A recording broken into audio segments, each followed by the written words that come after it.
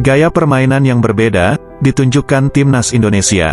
Saat kembali memaksa Curaçao, bertekuk lutut di hadapan Indonesia, untuk kedua kalinya, dengan skor 2-1, dalam laga FIFA Matchday Leg kedua, 2022. Laga sendiri, dilaksanakan pada hari Selasa, tanggal 27 September tahun 2022, di Stadion Pakansari Bogor, Jawa Barat.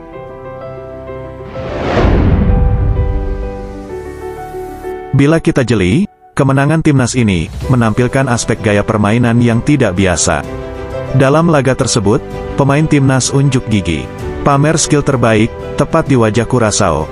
Sekelas pemain Liga Inggris pun, dibuat gregetan oleh para pemain timnas Indonesia, sampai harus diganjar kartu merah. Situasi ini tak lepas dari arsitek strategi timnas Indonesia, yaitu Sintayong, yang punya segudang strategi tak lazim, alias gak normal. Untuk memahami strategi Sintayong, kita tidak bisa melihatnya hanya dari per satu pertandingan. Kita baru akan bisa melihat gilanya strategi Sintayong dalam sudut pandang yang holistik. Mengulas strategi Sintayong, seperti menonton serial drakor yang penuh teka-teki dan kejutan. Terlewat satu episode, akan terjadi misleading yang mengakibatkan kesimpulan yang keliru, alias fatal. Setelah menang di leg pertama, pemain timnas Indonesia berada di level kepercayaan diri yang tinggi. Bagusnya, Sintayong mampu memanage euforia para pemain, sehingga tidak overconfident dan tetap terkendali. Hal itu memudahkan Sintayong dalam mempola sebuah strategi yang lebih berani. Strategi ini ditopang komposisi pemain yang didominasi pemain muda.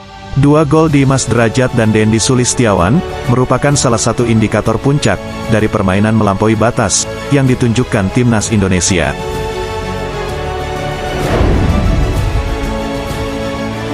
Sintayong bukanlah tipikal pelatih yang doyan melancarkan side war terbuka. Kebanyakan pelatih selalu menggunakan side war secara frontal untuk melemahkan sisi mental calon lawan. Tapi, Sintayong justru berpikir sebaliknya. Strategi pertama yang Sintayong gunakan adalah strategi permainan watak, atau bisa juga disebut acting. Dia seolah sedang melakonkan seni drama di pentas sepak bola. Dalam laga kontra Curaçao, di leg kedua, Sintayong tidak hanya memanfaatkan strategi teknis, tapi juga cara non-teknis, yaitu memanfaatkan celah kelemahan psikologis dari sang lawan. Sintayong sangat pandai memanfaatkan psikologis lawan. Dia tahu betul, penyakit tim-tim kuat adalah ego mereka.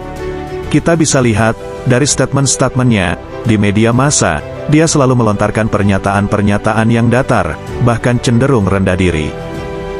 Tetapi, efek dari statementnya itu, di luar sana, sang lawan semakin jumawa dan lupa, bahwa bola itu bundar. Ketika itu terjadi, dapat dipastikan, calon lawan telah masuk satu perangkap, yang didesain sedemikian rupa, oleh Sintayong. Kita mungkin masih ingat, ketika timnas Indonesia berhasil mengalahkan Kuwait di kualifikasi Piala Asia, diawali dengan skenario seperti ini. Strategi kedua adalah, menerapkan strategi bunglon, atau lebih asiknya disebut jebakan Batman, atau bisa juga prank. Kalau kita perhatikan, secara keseluruhan, laga timnas Indonesia di bawah Sintayong, seperti tim yang tidak konsisten. Dia seringkali merubah, dan merotasi pemain yang diturunkan. Perubahan itu mencakup 3 hal, yaitu, perubahan pemain, formasi dan strategi itu sendiri. Dan ini terjadi, di semua level tim, yang dia latih. Bahkan, timnas U16 Indonesia, yang dulu pernah ditangani Sintayong, dan kini dilatih oleh Bima Sakti, sering mengadopsi cara ini, walau dengan versi yang berbeda. Strategi bunglon ini pun, dia terapkan saat menghadapi Curaçao. Tim yang peringkatnya berbeda 71 level itu, berhasil dikelabui, dengan mengandalkan strategi bunglon ini. Pada pertandingan pertama, Sintayong menerapkan formasi 3-4-3, strategi ini terbukti berhasil mengalahkan Curaçao. Tapi, di laga kedua ini, skuad Garuda mengubah formasi bermainnya, menjadi 4-2-3-1. Kala menghadapi Curaçao di laga pertama, jelas ada beberapa pemain yang tampil apik. Sebut saja Mark Klok. Mark Klok berhasil mengatur irama permainan timnas Indonesia di leg pertama. Bahkan, dia berhasil menyumbangkan 1 gol pembuka untuk Indonesia. Dari fakta itu, pelatih Curaçao akan menandai Mark Klok sebagai pemain yang harus diwaspadai dan menyusun strategi mematikan pergerakan Mark Klok di leg kedua. Respon ini terlihat dari statement pelatih Curaçao di media massa. Dengan percaya diri, Remco Vicentini sesumbar bahwa dia akan mengalahkan Indonesia di leg kedua. Mungkin, Shin Tae-yong hanya tersenyum senang mendengar racauan pelatih Curaçao itu. Curaçao kembali masuk jebakan kedua yang dibuat Shin Tae-yong. Nice. Normalnya, pemain yang tampil bagus, pasti dia akan menjadi prioritas pelatih untuk dimainkan. Tapi dasar Shin Tae-yong memang gak normal. Pada pertandingan kedua, Mark Klok justru sama sekali tidak diturunkan. Walhasil, Remco Vicentini kena jebakan Batman Shin Tae-yong.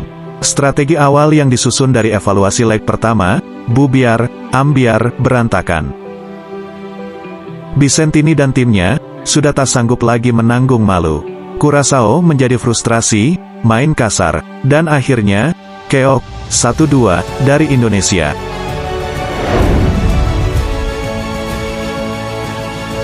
Provokasi lembut gaya Shin Tae-yong melengkapi ketidaknormalannya. Permainan keras Curaçao adalah ekspresi rasa frustrasi akibat dari kegagalan strategi mereka. Disinilah kecerdikan Shin Tae-yong terlihat. Dia benar-benar mengobrak-abrik sisi psikologis pemain Curaçao. Di tengah kondisi frustrasinya para pemain Curaçao, dia menginstruksikan anak asuhnya untuk sedikit bermain nakal. Seperti pada babak pertama, Dimas Drajat menahan pemain Curaçao di belakangnya, untuk memancing pemain Curaçao yang lain, melakukan pelanggaran. Dan rencana itu berhasil, 1 kartu kuning untuk pemain Curaçao, setelah terpancing aksi Dimas Drajat itu. Yang perlu dicatat, syarat strategi ini, para pemain, wajib dalam kondisi kepercayaan diri yang tinggi. Aksi skill individu yang atraktif, kerap diperlihatkan para pemain Indonesia. Aksi atraktif nutmeg Sadil Ramdhani, selain sangat menghibur, hal ini semakin memancing ketidakberdayaan para pemain Curaçao. Level yang tinggi, membuat mereka merasa terlecehkan oleh aksi pemain Indonesia itu. Kondisi ini, semakin membuat kesal pemain Curaçao, dan memancing gaya permainan kasar dari Curaçao. Fix, jebakan strategi Shin Tae-yong kembali berhasil.